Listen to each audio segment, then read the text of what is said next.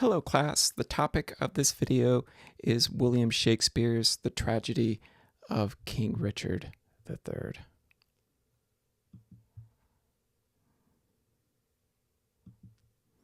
So for those who aren't familiar with the trilogy of plays, Henry VI plays, the historical background of this play, King Richard III, is the Wars of the Roses. This was a series of civil wars fought between two cadet branches of the House of Plantagenet. The Lancastrians, symbolized by the heraldic badge of the red rose, and the Yorkists, symbolized by the white rose, hence the name of the Wars of the Roses. Both sides had legitimate claims to the throne. The conflict started in 1455 and continued until Edward, Duke of York, who would become King Edward IV, achieved decisive military victories over the Lancastrians at Barnet and Tewkesbury in 1471. And these battles are the subject of the third part of the Henry VI trilogy, to which King Richard III is a sequel, this play dramatizing the events leading up to the climactic Battle of Bosworth Field in 1485. After King Richard's defeat in that battle, he was succeeded by Henry VI's half-brother Henry Tudor, King Henry VII, who married Edward IV's daughter, Elizabeth of York, thereby uniting the Lancastrian and Yorkist lines and bringing an end to the wars. And the Tudor line of monarchs would continue with King Henry VIII, and after him, his daughter, and Shakespeare's patron, Queen Elizabeth I.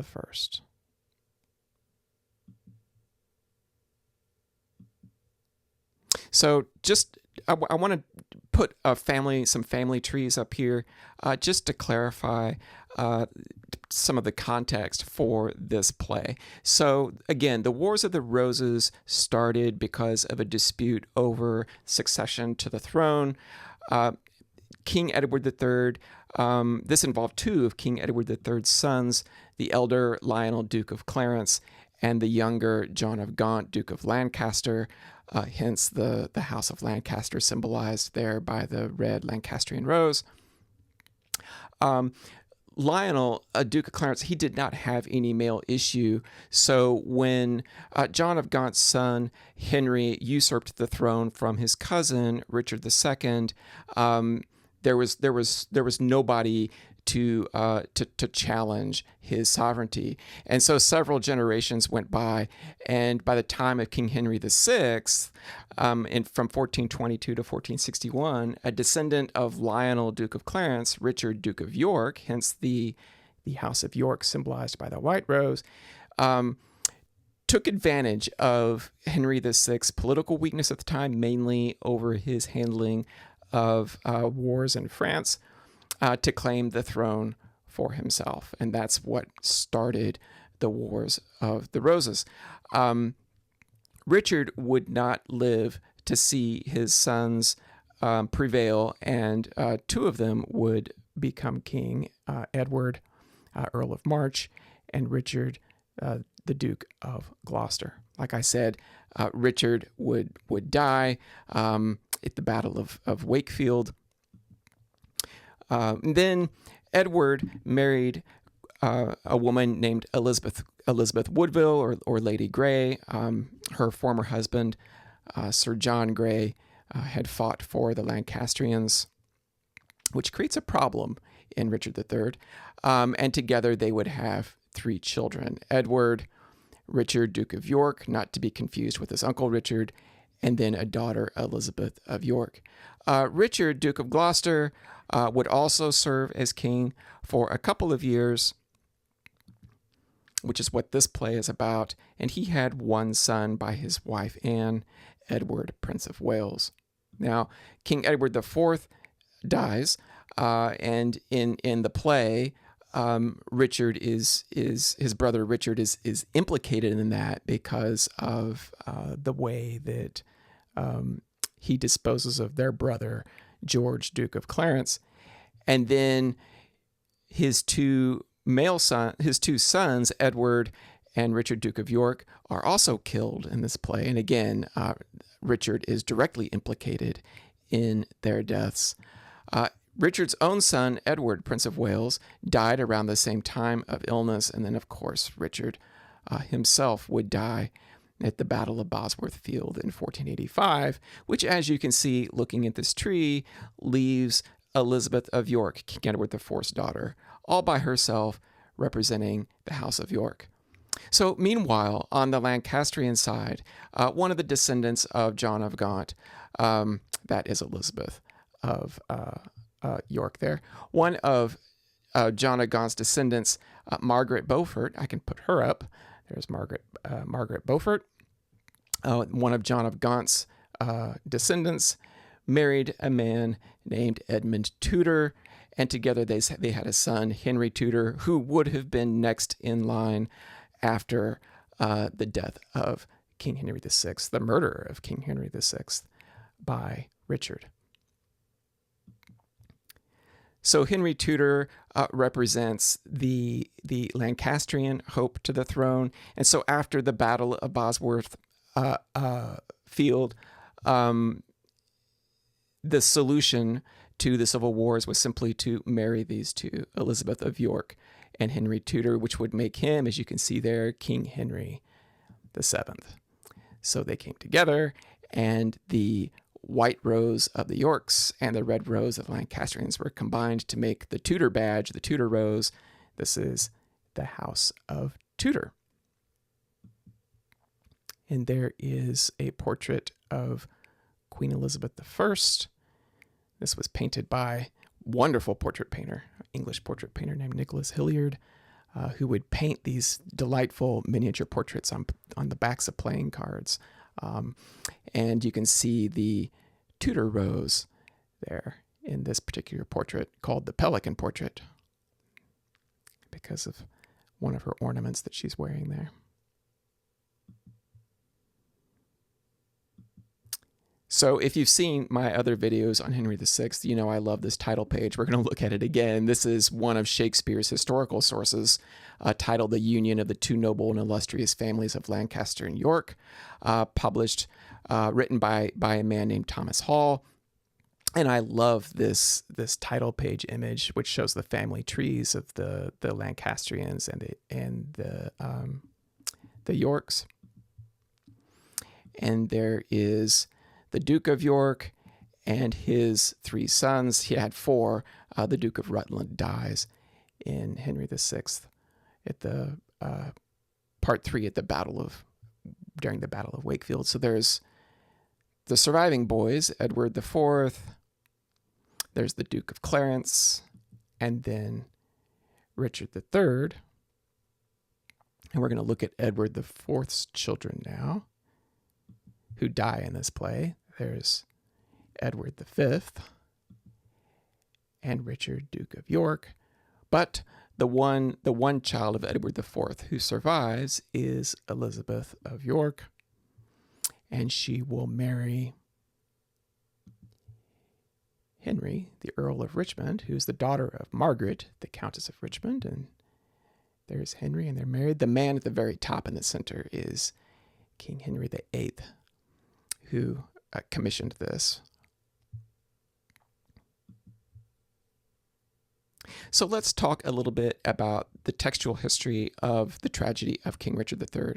This is one of the quarto editions. There were at least 6 of these between 1597 and 1622.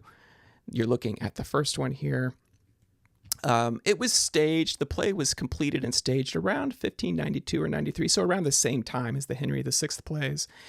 And there were at least 6 quarto editions between 1597 and 1622. And again, you're looking at the first one here, The Tragedy of King Richard III, and then the extended title containing his treacherous plots against his brother Clarence, the pitiful murder of his innocent nephews, his tyrannical usurpation, with the whole course of his detested life and most deserved death. Wonderful title. But one of the things I want you to notice about that extended title is that it makes no mention of the Tudors, no mention of the Earl of Richmond, which you'll see why that's significant a little later. But I don't think any of the quarto editions deviate from this title other than some changes in typography and the spelling of some of the words, depending on the printer. Another interesting fact about this one, there's the stationer's entry for it in October of 1597. Plays had to be registered with the stationer's company before they could be printed, or at least they were supposed to be. It's kind of a self-regulation of the printing industry in London at the time. So this was printed by Valentine Sims for Andrew Weiss, a bookseller. And one important thing to note about this is that Shakespeare himself is not mentioned on the title page of the play. Instead, it's credited to the Lord Chamberlain's men. This is Shakespeare's theater company at the time in 1597. And the title pages of these quarto plays gives us not just an interesting history of the text, but also an interesting history of the performance of the play and also Shakespeare's reputation. So this became known as Quarto 1. Shakespeare scholars call it Q1.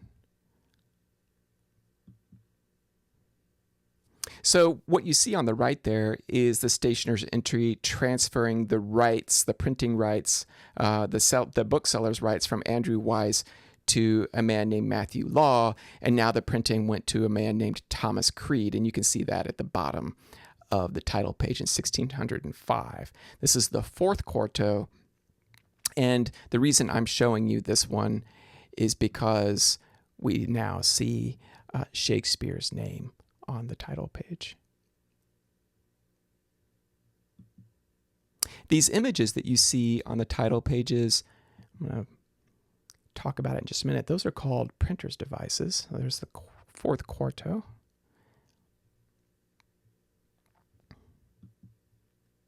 Here's the fifth quarto of 1612. Shakespeare's company is now the King's Men because James I is King of England. And so the theater charter that Shakespeare's company had with Queen Elizabeth, known as the Lord Chamberlain's Men, that charter transferred to King James I. So they became known as the King's Men. And that's why you see that change reflected here on the title page. Shakespeare is still mentioned. His name is hyphenated. And again, there's that printer's device, and you can see between the female figure's feet there, you can see the printer's initials, TC, for Thomas Creed. So that's the fifth quarto. And this is the last one I'm going to show you from 1622. So Shakespeare's deceased now by the time this quarto is printed. And this is a year before the folio of 1623. You can see the title is still the same. The printer, however, is different. There's a new printer's device, a new printer named Thomas Purfoot, but still printing for the bookseller Matthew Law. So a year later, the first folio comes out, and here's how the play is identified in the first folio. And what's most curious about this is the title. So this is the folio version. It's the longest version of the play. It contains around 200 lines that are not included in the quarto editions. However, the quarto editions contain some 50 lines of material that are absent from the folio. So I think our Oxford edition, the Oxford edition, contains some interesting background about that, about these textual differences and why they might, how they might have come to be. But what I want you to notice is the title, how much it's changed from the quarto editions of the play. This is the only play in the 1623 folio that refers to a specific battle in the title, the Battle of Bosworth Field. And the title, the rest of the title with the emphasis on the Earl of Richmond, this change emphasizes events that would establish Tudor sovereignty. So obviously the publishers wanted to emphasize to emphasize that in the folio. A curious change. So we'll talk a little bit about the characters of the play. There goes Richard III's skull, and we'll talk about his body a little later in this video. So I'm just going to identify some of the major characters here and their relationships. Of course, we have King Edward IV and his wife, Queen Elizabeth, Elizabeth Woodville, Lady Grey, and then his brothers, Richard, Duke of Gloucester, and his wife, whom he proposes to in the opening act of this play and marries, Lady Anne, and then their brother George, Duke of Clarence, whom Richard, of course, kills in the opening of the play. Queen Elizabeth has a brother, Anthony Woodville, Lord Rivers, and then two sons from her previous marriage to Sir John Grey, Marquis Dorset, and Lord Grey. And their class background and their association with the Lancastrians becomes a sore spot for Richard and some other members of the Yorkist court. One of those being the Duke of Buckingham, William, Lord Hastings, Lord Chamberlain, and then, not related to either of these two figures at all, Henry, Earl of Richmond, who is basically living as a refugee in France throughout most of the play. And then there are two women worth mentioning. The Duchess of York, this would be the mother of Edward, Richard, and George, whom we really haven't seen in the two previous plays, the second and third parts of Henry VI. And then Queen Margaret, who appears in all of the plays. She's the only character to appear in all four plays, the tetralogy, and she changes every time. Her transformation in the course of the plays is nothing short of remarkable. We'll talk more about that a little later. Most of these men die by the end of the play, all except two of them. I think Marquis Dorset and Henry, Earl of Richmond, of course, who emerges as the hero of the play. All the other men listed here will perish, most of them because of Richard's machinations. But the women, all of them make it, and they have, except Lady Anne. Lady Anne dies. I apologize. Richard orchestrates that so he can marry Queen Elizabeth's daughter, Elizabeth of York. But all these women really command the stage at different points of the play, particularly in Act 1 and Act 4. And we'll talk about those scenes in a little more detail later in this video.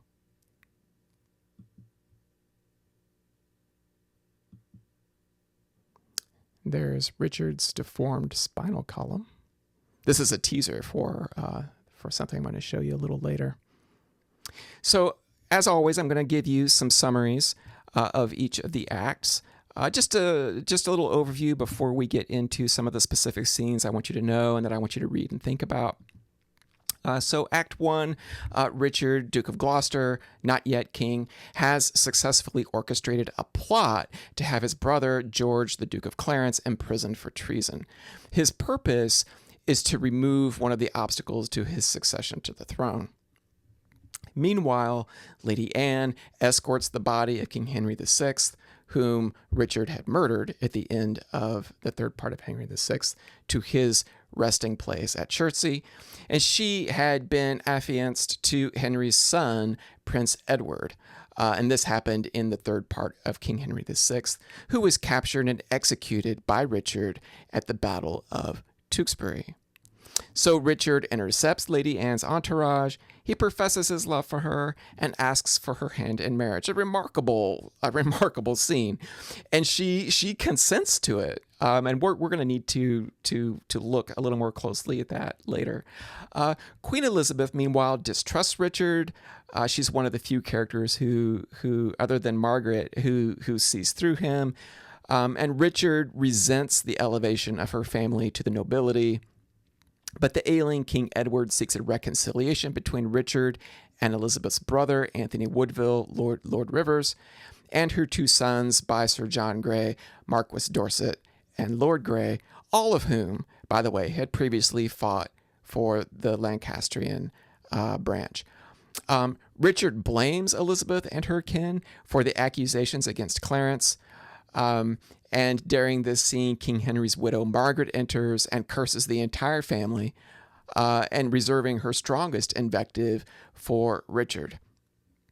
In secret, Richard orders Clarence's execution. Imprisoned in the Tower, Clarence dreams that he's killed by Richard and goes to hell, where he's tormented by the spirits of those he betrayed. And for that, you need to go back to the 3rd part of King Henry VI. And shortly thereafter, he is murdered. So Clarence's dream, this is a theme that recurs throughout the play, dreams being portents of future events. Obviously, Clarence's dream, it's a legitimate dream. I mean, he's killed by his brother. Stanley has a dream that Richard can't be trusted, that Richard's going to betray him and Hastings, which Hastings ignores. Richard is tormented by the spirits of those he betrayed in Act 5. So this is a theme that recurs regularly throughout the play.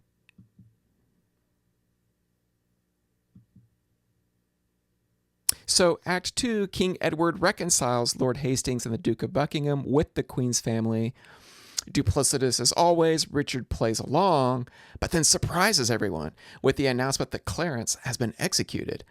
Believing it was done by his order, Edward is devastated and his health quickly deteriorates. He dies. And then after his death, Edward's son is summoned to London to be crowned king. Concerned that Lord Rivers and Lord Grey might meddle in the succession, Richard, who is now Lord Protector, orders these 2 men arrested for treason. They will be executed in Act 3. And fearing for herself and her younger son, Richard's life, Queen Elizabeth goes into hiding. In Act 3, Richard and Buckingham arrive in London with Prince Edward and demand that he be united with his younger brother, Richard. The boys are taken to the royal apartments in the Tower of London, from which they will not leave. At the same time, Richard begins maneuvering to seize the crown. He hopes to win the support of Lord Hastings and Lord Stanley. Stanley doesn't trust Richard. He had a nightmare about him. But Hastings remains loyal to the late king and he will not deny his son Edward's inheritance. So in retaliation for this, Richard accuses Hastings of colluding with Edward's former mistress, Jane Shore, whom he claims used witchcraft to disfigure his body. Hastings is arrested very, very quickly before he can get a word in, and he is executed. To mollify arrest of public about these dramatic events, documents are falsified charging Hastings with treason. In collusion with Richard, Buckingham questions the legitimacy of Edward's sons and further takes a remarkable step of suggesting that Edward himself may have been a bastard child. So the mayor, along with other civic leaders and members of the nobility, petition Richard to accept the crown. We'll talk more about that scene in a moment. So in Act 4, learning of Richard's coronation and sensing the peril to her young sons now imprisoned in the Tower, Elizabeth orders Marquis Dorset, her oldest son, to fly to Brittany to join with Lord Stanley's stepson, the Earl of Richmond, Henry. So Richard gets this news. He's agitated. He knows what this means. He hires a man named Tyrrell to kill his nephews and takes additional measures to ensure that Clarence's surviving children pose no threat to his sovereignty. Recognizing the greater threat that's posed by Richmond, he determines to marry Edward and Elizabeth's daughter, now their only surviving child, which requires him to dispose of his current wife, Lady Anne, which is not an episode that is portrayed on stage, although it is alluded to. Buckingham, meanwhile, begins to distance himself from Richard, particularly when Richard kills his nephews. And then Richard takes the very unprudent move of denying Buckingham the compensation that was promised to him in exchange for his support. So in response to this, Buckingham raises an army against him. And en route to the battle, Richard is confronted by Elizabeth and the Duchess of York, his mother, and yet he persuades Elizabeth to marry her daughter to him. And that's another sort of remarkable scene of manipulation that has to be examined. News of Richmond's arrival and of rebellious factions across the kingdom sends Richard into a panic. He patches together a small alliance that includes Stanley, upon whose loyalty depends the survival of his son George. She says, if you don't fight with me, I'm going to kill your son. So those are the measures that Richard has to resort to here. In Act 5, the Duke of Buckingham is captured and executed, but preparations are underway for the climactic battle between the Earl of Richmond and King Richard at Bosworth Field near the city of Leicester. The night before the battle, the ghosts of Richard's victims torment him in his sleep. And the next day, Stanley defects to Richmond's side. This is all bad news, and Richard is defeated. Richmond is crowned King Henry VII. His marriage to Elizabeth of York will unite the houses of York and Lancaster, thereby bringing an end to 30 years of civil war. And the play ends very optimistically with Richmond predicting peace and prosperity under Tudor rule. So we're going to look now at, I like to pull out about 10 scenes that we'll talk about. The first group of scenes focus on Richard. And the very first lines of the play, it's a soliloquy. It begins with Richard celebrating Yorkish supremacy. But now that the fighting is over, he finds he doesn't know what to do with himself. He can't find his place in the world, which of course leads him down a very dark path. By starting the play with a lengthy soliloquy from the play's principal villain, before any dramatic action has even occurred, Shakespeare invites us into the psychology of evil, which has fascinated audiences since its earliest performances. There are records even from contemporary times of how popular this character was with audiences. He is severely disfigured, which makes him an outcast. He says that even the dogs growl and bark at him as he passes by. He says, I, in this weak piping time of peace, have no delight to pass away the time, unless to spy my shadow in the sun and descant on mine own deformity. And therefore, since I cannot prove a lover to entertain these fair well-spoken days, I am determined to prove a villain and hate the idle pleasures of these days. And he follows through on this at the conclusion of the speech, announcing his plot to dispose of his older brother, George, the Duke of Clarence. I'm going to skip ahead to a few moments in Act 3. This is scene 4, lines 53 to 108, where Lord Hastings is betrayed and executed. Hastings was the Lord Chamberlain for King Edward IV, therefore making him one of the king's senior advisors. And he has, for the most part, supported Richard, mainly because both strongly disfavor the Queen's upstart family. But he remains steadfastly loyal to the late king and supports his son's right to the crown, which of course makes him an enemy of Richard. So despite Lord Stanley's premonitory dream that Richard would betray them, he begins the scene remarking on Richard's seeming good spirits ahead of young Edward's coronation. He says, "Never a man in Christendom that can lesser hide his love or hate than he, for by his face straight shall you know his heart." Because this is ironic, as we already know. Richard is incensed that he cannot count on Hastings' support for his rule. So right immediately after he says these lines, Richard accuses Hastings of supporting the Queen and the king's former mistress, Jane Shore, whom he blames for his deformities. Hastings gets like half a line of self-defense before Richard cuts him off and abruptly orders his arrest and execution. Of course, as we get to the end of the scene, he regrets not heeding the obvious signs now in retrospect of Richard's treachery. He recognizes the fulfillment of Margaret's curse. He says, "Oh, Margaret, Margaret, now thy heavy curse is lighted on poor Hastings' wretched head." Margaret's curse, we'll talk about her curses a little later, but they resonate throughout the play.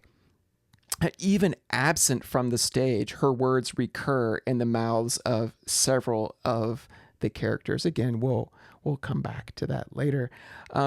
Hastings concludes with a rueful speech about the momentary state of worldly men. And readers familiar with the Henry VI cycle will recognize echoes of the battlefield meditations of King Henry VI about the vanity of power and wealth. I'm going to talk about a couple of scenes. I'm coupling them together here. I'll explain the link to you in just a moment. This first one, it's really short, easily overlooked. It's kind of odd, but I think it's a really fascinating bit of dialogue. So while waiting to be joined by the younger of Edward's two sons, who at the moment is in hiding with his mother, Richard tells the older boy, Prince Edward, that they'll be staying in the Tower of London. Now, this is an ominous sight because Clarence has already been murdered there. So the prince, who before this had been staying at Ludlow Castle in Wales, doesn't like the idea, and he asks about the history of the place. And Buckingham confirms that it dates back to Roman times and that it was built, and at least initially, by Julius Caesar. And Edward asks if that history has been recorded, if it's been written down anywhere, or if it's been transmitted by word of mouth from generation to generation. And Buckingham replies almost reassuringly that it is a well-documented fact. But Edward curiously says that even without such documentation, the truth could just as well be passed down orally from generation to generation, implying that oral testimony is no less reliable or valuable than written. Now, what's fascinating to me about that is how Richard responds to it. So after listening to this conversation between the prince and Buckingham, Richard, who despite his claims to the contrary is an absolute master of deceitful and manipulative language, he remarks with sly and really ominous irony that the prince is clever to draw this conclusion. He says, "So wise, so young, they say, do never live long," basically saying that Edward is naive. So this theme of the truthfulness of written documents harkens back to scenes in the second part of Henry VI, in which Jack Cade and his army of tradesmen express skepticism of written documents, and they're openly hostile to those who can read and produce documents. And it resurfaces in this play just a few scenes after this, when a scrivener comes on stage discussing the false affidavit he's prepared accusing Hastings of treason. The only purpose of this scene, it serves no apparent dramatic function in the play. It doesn't really advance the plot. Nothing really happens. It's just the scrivener standing there talking, is to demonstrate how those with the power to create documents also wield the power to manipulate the truth to serve their own purposes, thus confirming in many respects what Jack Cade had said in the second part of King Henry VI. So the last scene in this group, Act 3, Scene 7, it's a really long scene. We certainly can't read through the whole thing.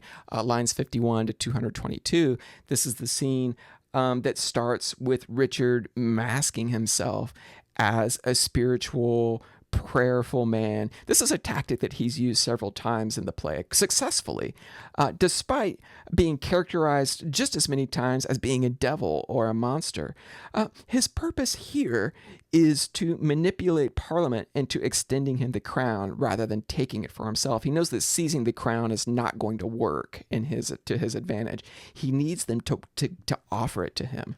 And so he works with Buckingham to sort of masterfully manipulate the powerful to make this offer to him. He denies having any interest in being king, arguing that he's unworthy of the title, that he's really just a deeply spiritual man. He's more concerned with the state of his soul than matters of state government. And for those who've read the Henry VI play, this echoes some of the remarks of the reluctant King Henry VI. The Duke of Buckingham in this scene is the skillful negotiator. Scene 5, just a couple scenes earlier, began with Richard using theatrical metaphors to coach Buckingham on his ability to dissemble before an audience. And he makes Richard's arguments for him. He makes the argument that Edward's sons are not legitimate heirs. He makes the argument that Edward himself may have been a bastard. He makes the argument, perhaps the most persuasive one, the one that ultimately sways Richard, that unless Richard accepts the role of king, the country could be plunged once again into civil war. So this is Richard really, I think, at the height of his powers. The way he's able to use language and performance to manipulate his way to the throne is just extraordinary. Wonderful characterization, wonderful dialogue in that scene. These next scenes, I'm going to talk about 4 scenes involving the women in the play. And we'll start by looking at Richard's proposal to Anne Neville to marry him. This is Act 1, Scene 2. And then she reflects on this. She remembers this scene later in Act 4, Scene 1, just a few lines 54 to 82. The scene starts off with Lady Anne really cursing Richard. She calls him the devil, but then she ends by accepting a marriage proposal. And this is I think this would play as almost humorous in places. At one point, she says that he is unfit for any place but hell. And he replies, yes, one place else, if you will hear me name it. And Anne says, some dungeon. And Richard says, your bedchamber. You have to laugh reading that exchange. One can't read it, like I said, though, without also reading her recollection of this scene where she's very regretful of it in Act 4 when she says, my woman's heart grossly grew captive to his honey words. And again, there's that emphasis on Richard's skillfulness in using language to achieve his ends. The next scene I have listed there has also troubled a lot of readers. This is when King Richard persuades Queen Elizabeth, who goes into this scene just absolutely ripping him up one side and down the other, and then eventually he brings her around to giving him her daughter in marriage. He persuades her of the practicality of it. We're talking about her daughter, Elizabeth of York, obviously. And she thinks that he's an awful human being. And she's thought so from the very beginning of the play, long before many of the others who, by this point, who've already fallen prey to his machinations and been killed. But as was the case with Anne, within a few hundred lines, she seems to have come around to his point of view. So one must ask then, which of his claims proved most compelling to her? And I think one must read her, the dialogue between them and ask, well, what benefits accrue not just to her daughter, but to herself?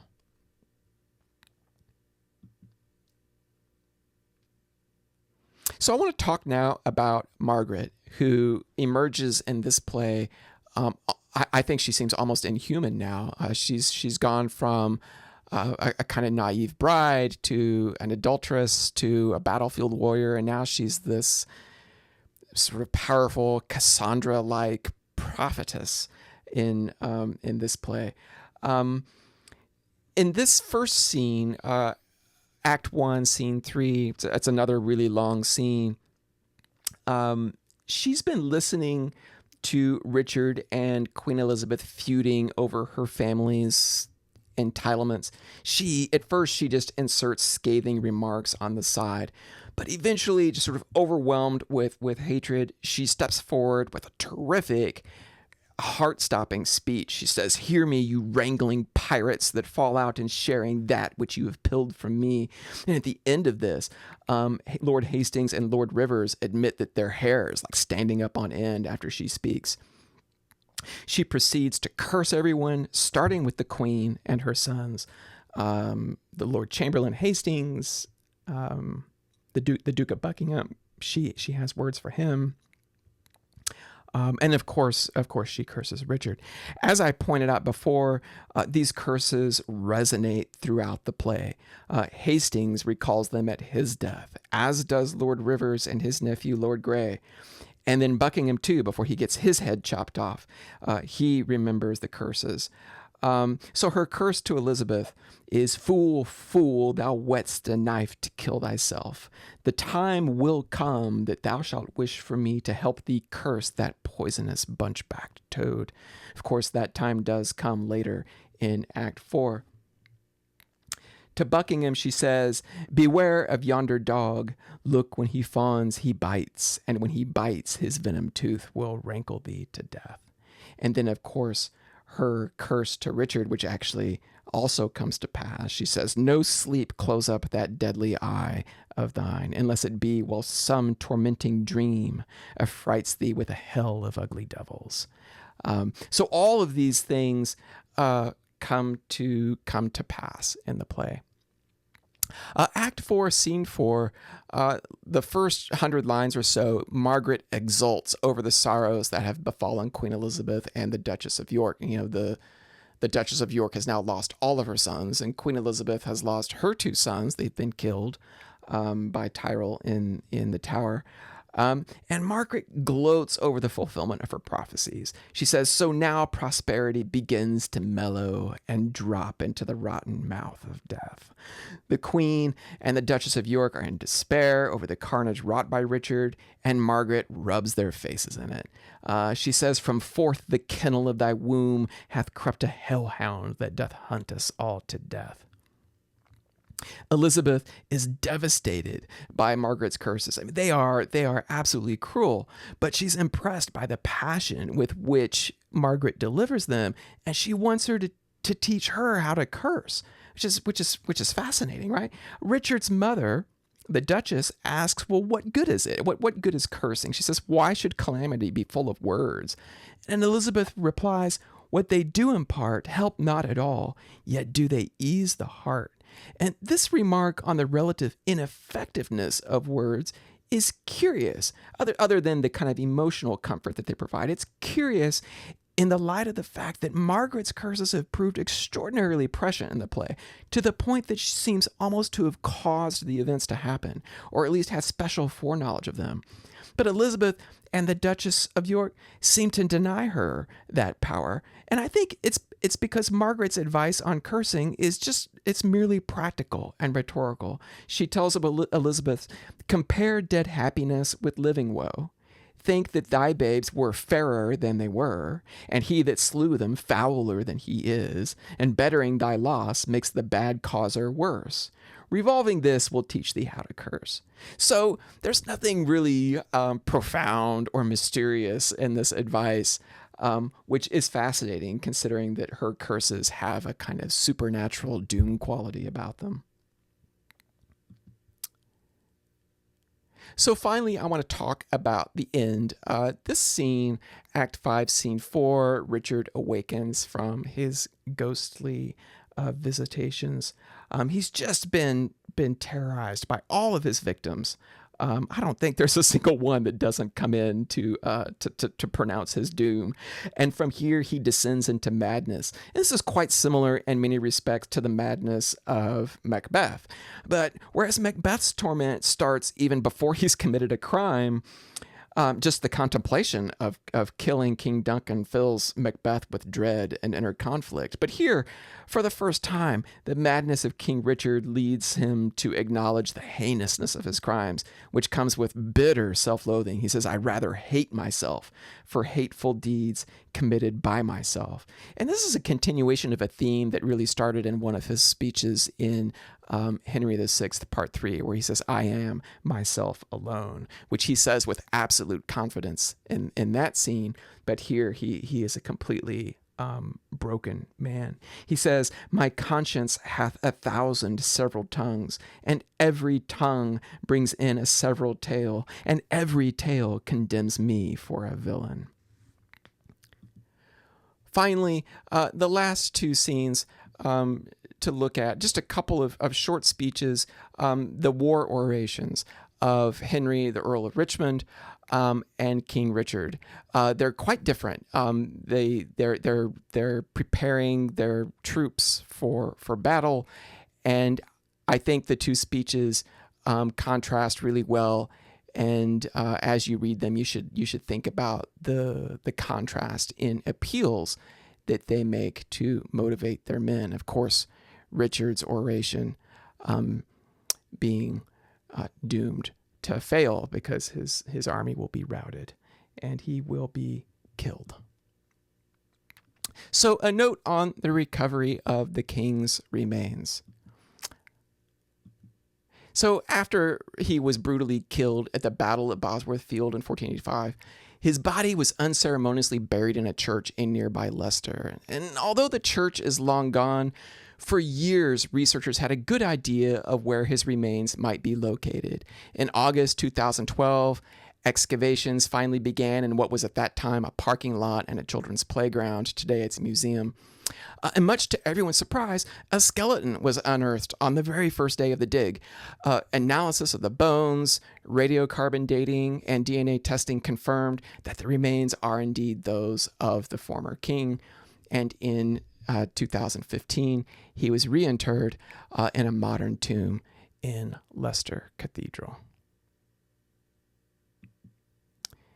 And that concludes this video on King Richard III.